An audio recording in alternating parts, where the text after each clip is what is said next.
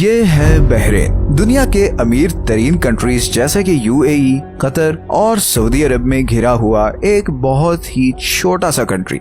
बहुत कम लोग जानते हैं कि बहरीन एक्चुअली में है कहाँ, और उसकी वजह इसका ये छोटा साइज है। ये जो सारा रीजन है इसे पर्शियन गल्फ कहते हैं। पर्शियन गल्फ बहुत ही इम्पोर्टेंट जगह है क्योंकि इस रीजन में मौजूद कंट्रीज के पास पूरी दुनिया के 50% ऑयल और 40% नेचुरल गैस के रिजर्व्स हैं। पूरी दुनिया की 15% एनर्जी सप्लाई इसी पर्शियन गल्फ वाले कंट्री से आती है, और यही वजह है कि सारी दुनिया की सुपर पावर्स का हमेशा से ही इस रीजन में बड़ा इंटरेस्ट रहा है। अब आप सोच रहे होंगे कि जिस कंट्री के पड़ोसी यूएई, कतर, कुवैत और सऊदी अरब जैसे अमीर कंट्रीज हों वो खुद भी बहुत अमीर होगा, मगर ऐसा नहीं है। गो के बहरीन पूरे अरेबियन गल्फ में वो पहला कंट्री था जिसमें ऑयल डिस्कवर हुआ था, लेकिन इसके बावजूद बहरीन आज अपने पड़ोसियों से कुछ पीछे है। लेकिन बहुत जल्द ऐसा कुछ होने जा रहा है जो बहरीन को इस पर्शियन गल्फ का सबसे अमीर कंट्री बना सकता है, या फिर हो सकता है कि बहरीन के हालात मजीद खराब हो जाएं। सच ये है कि इस वीडियो में हम आपको बताएंगे कि बहरीन कतर या यूएई की तरह इतना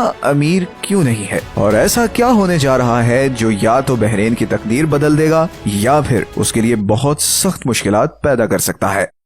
बहरीन की हिस्ट्री वैसे तो बहुत पुरानी है, मगर आज के बहरीन की असल बुनियाद रखी गई थी 1820 में, जब उस वक्त बहरीन को रूल करने वाले अल खलीफा ट्राइब ने ब्रिटिश एम्पायर के साथ एक ट्रीटी साइन की जिसके अकॉर्डिंग बहरीन ब्रिटेन के सिवाय किसी और कंट्री को अपनी जमीन नहीं देगा। बहरीन किसी भी फॉरेन गवर्नमेंट से ब्रिटेन की मर्जी के बगैर रिलेशनशिप नहीं रखेगा, और बहरीन की इस वफादारी के बदले में ब्रिटेन बहरीन को उसके दुश्मनों से प्रोटेक्ट करेगा। इस ट्रीटी के बाद बहरीन को वो अमन हासिल हो गया जिसकी उसे सदियों से तलाश थी। समुंदर में जबरदस्त लोकेशन होने की वजह से मनामा का सी पोर्ट चंद सालों में ही पूरे पर्शियन गल्फ पर छा गया। 20वीं सदी के शुरू तक बहरीन बसरा, कुवैत और मस्कत के सी पोर्ट की सारी ट्रैफिक अपने पास खींच चुका था। इंडिया और ईरान से बड़ी तादाद में बिजनेसमैन बहरीन आकर आबाद होना शुरू हो गए थे, और बहुत जल्द बहरीन एक ट्राइबल सोसाइटी से ट्रेडिंग जायंट बन चुका था।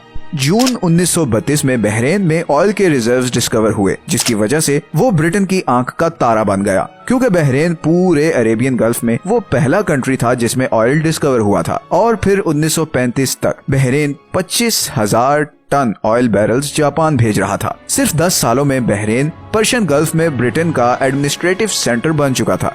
बहरीन में लाखों डॉलर्स आ रहे थे और हालात आहिस्ता आहिस्ता बदल रहे थे। फिर 1971 में जब ब्रिटेन ने सारे गल्फ कंट्रीज के साथ ट्रीटी खत्म की, तो बाकी अरब कंट्रीज की तरह बहरीन भी एक इंडिपेंडेंट कंट्री बन गया, और आज बहरीन यूएन की एक रिपोर्टिंग के मुताबिक अरब वर्ल्ड की फास्टेस्ट ग्रोइंग इकोनॉमी है। इकोनॉमिक इंडेक्स ऑफ फ्रीडम के अकॉर्डिंग भी बहरीन पूरे मिडिल ईस्ट में वो अकेला कंट्री है जहाँ पर बिजनेसेस पर सबसे कम रिस्ट्रिक्शंस हैं। बहरीन मिडिल ईस्ट के उन चंद कंट्रीज में शामिल है जिसने कफाला या कफील सिस्टम को बैन किया। जैसे सऊदी अरब और दूसरे कई गल्फ कंट्रीज में आप कफील के बगैर कुछ नहीं कर सकते, बहरीन में आपको किसी कफील की जरूरत नहीं है। और सिर्फ यही नहीं, बल्कि बहरीन को पूरे गल्फ में सबसे ज्यादा इंग्लिश फ्रेंडली नेशन भी कहा जाता है। लेकिन इतनी फेवरेबल परफॉर्मेंस के बावजूद आखिर क्या वजह है कि बहरीन दुबई, अबू धाबी या कतर की तरह अमीर नहीं? असल में इसका एक बहुत बड़ा रीजन है बहरीन का सोशियो पॉलिटिकल सिस्टम। बहरीन की पॉपुलेशन का 52% फॉरेनर्स हैं और सिर्फ 48% बहरीनी नेशनल्स हैं। मगर ऐसी सिचुएशन तो आपको यूएई या कतर में भी नजर आएगी, जहां पर सिर्फ 10 से 20% लोकल पॉपुलेशन है और बाकी 80 से 90% फॉरेनर्स हैं। तो बहरीन के केस में डिफरेंस क्या है? अब यहीं पर वो सबसे इंटरेस्टिंग और इम्पोर्टेंट पॉइंट आता है जो बहरीन को बाकी सारे मिडिल ईस्ट से यूनिक बनाता है। असल में बहरीन की 70% आबादी शिया मुस्लिम्स हैं, मगर बहरीन को रूल करने वाली अल खलीफा फैमिली सुन्नी मुस्लिम्स हैं। इसी डिवीजन को ईरान ने कई दफा एक्सप्लॉइट करने की कोशिश की है। जैसे 1969 में ईरान ने यूएन में बहरीन पर अपना क्लेम किया था, मगर तब क्योंकि बहरीन ब्रिटेन का हिस्सा था इसलिए उसे ये क्लेम वापस लेना पड़ा। फिर 2007 में आयतुल्ला खामनाई के एडवाइजर ने ये स्टेटमेंट दी कि ईरान को चाहिए कि बहरीन को अपना प्रोविंस बनाकर ईरान में शामिल कर ले। इस तरह कई दफा ईरान बहरीन से रिलेटेड ऐसी स्टेटमेंट्स दे चुका है। अब सवाल ये पैदा होता है कि अगर हम शिया सुन्नी कॉन्फ्लिक्ट की सिवियरिटी को देखें तो ये कैसे पॉसिबल हुआ कि इतने 100 सालों तक एक सुन्नी फैमिली शिया मेजॉरिटी कंट्री पर रूल करे। देखिए, एक चीज हमेशा याद रखें, डिक्टेटरशिप को सक्सेसफुल बनाने के दो ही तरीके हैं। एक तो ये कि आप जोर जबरदस्ती करके लोगों से अपनी बात मनवाएं और उन्हें दबा कर रखें, मगर उसमें रेवोल्यूशन और अपराइजिंग का खतरा होता है, जैसे कि लीबिया की एग्जांपल हमारे सामने है। दूसरा तरीका वो है जो गल्फ कंट्रीज फॉलो करते आए हैं, और वो है कि अपनी आवाम को खूब पैसा दो, उनकी जरूरियात पूरी करो और उन्हें इकोनॉमिकली खुश रखो। ऊपर पावर में कौन है, उन्हें इसकी कोई फिक्र नहीं होगी। अब बहरीन के सुन्नी रूलर्स ने ये दोनों तरीके यूज किए हैं। बहरीन की गवर्नमेंट अपने लोगों का बहुत ख्याल रखती है। अपने लोगों से मेरा मतलब है बहरीनी नेशनल्स। अगर आप बहरीनी नेशनल हैं तो आपको बहुत आराम से गवर्नमेंट जॉब मिल जाएगी। सुपरमार्केट से लेकर गाड़ी के पेट्रोल तक हर चीज सब्सिडाइज्ड है। अगर आप प्राइवेट जॉब करना चाहते हैं तो आपके लिए सेपरेट कोटा है। बहरीन में हर व्हाइट कॉलर इंडस्ट्री में लोकल्स का कोटा है। सो फॉर एग्जांपल, किसी भी बैंक की 50% वर्कफोर्स बहरीनी जरूर होनी चाहिए। किसी भी कंपनी की मैनेजरियल पोजीशन पे एक फिक्स्ड परसेंटेज ऑफ बहरीनी लाजमी होने चाहिए और उनकी सैलरी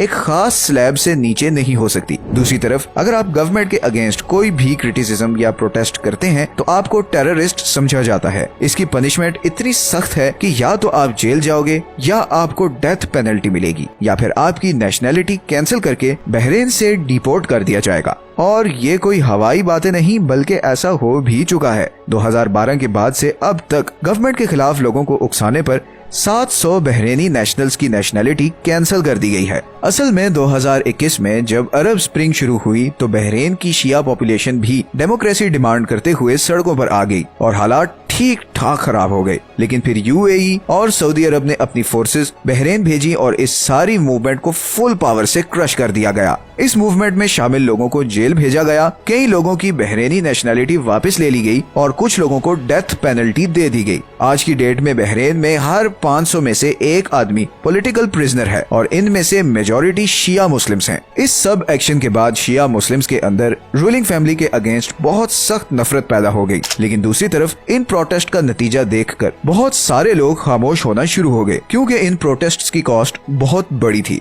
बहरीनी सिटीजनशिप से हाथ धोने का मतलब है कि आपका पासपोर्ट, आपका ड्राइविंग लाइसेंस, आपका घर, आपकी गाड़ी, हर चीज वापस हो जाएगी और आप बहरीन छोड़ते हो तो दोबारा वापस इस कंट्री में एंटर नहीं हो सकते। इसीलिए ये मूवमेंट आहिस्ता आहिस्ता दब तो गई, मगर इसका नुकसान ये हुआ कि बहरीनी सोसाइटी एक पोलराइज्ड सोसाइटी बन चुकी है। ये एक ऐसा लावा है जो किसी भी वक्त फट सकता है। अपने शहरियों को बगैर कोई काम किए पैसे देना उन्हें बिल्कुल पैरालाइज कर रहा है। बहरीन की इकोनॉमी असल में फॉरेनर्स चलाते हैं, जिनमें पाकिस्तानी, इंडियंस, बंगाली, फिलिपिनोस, ईरानी और ब्रिटिशर्स शामिल हैं। बहरीन की 75% इनकम ऑयल एक्सपोर्ट से आती है और इस इनकम पर सबसे बड़ा बोझ है बहरीनी नेशनल्स को दी जाने वाली फैसिलिटीज और सब्सिडीज। और दूसरी ही तरफ पिछले 10 सालों से ऑयल की प्राइस लगातार गिर रही है, जिसकी वजह से बहरीन के रेवेन्यूज भी गिरते जा रहे हैं। And on top of this, Bahrain के ऑयल रिजर्व्स बहुत तेजी से खत्म हो रहे हैं।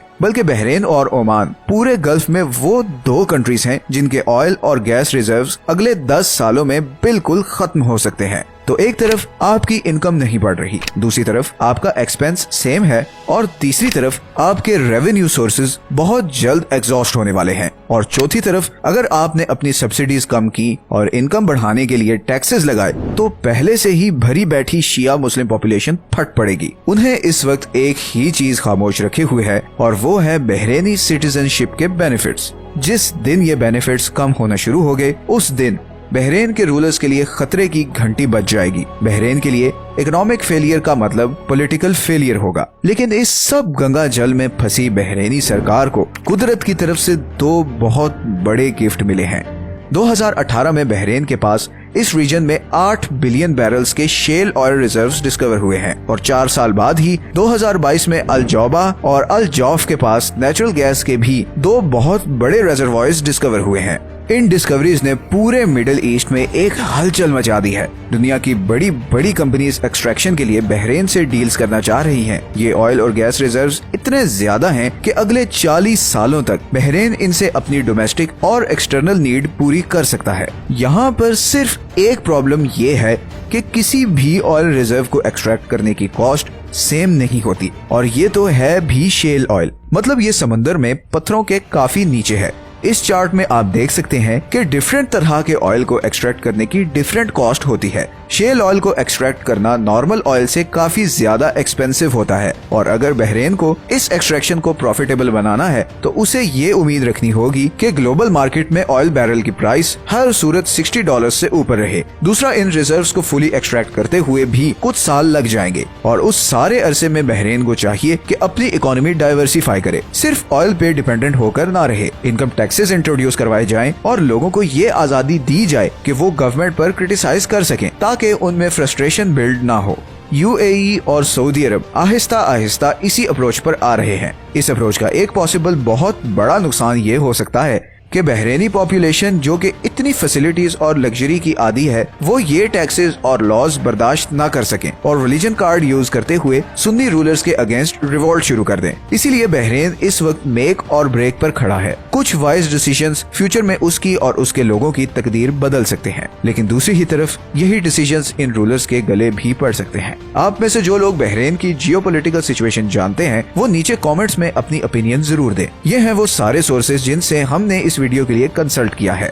अगर आपको ये वीडियो अच्छी लगी है तो उसे लाइक और चैनल को सब्सक्राइब जरूर कर दें। मिलते हैं नेक्स्ट वीडियो में। अल्लाह हाफिज।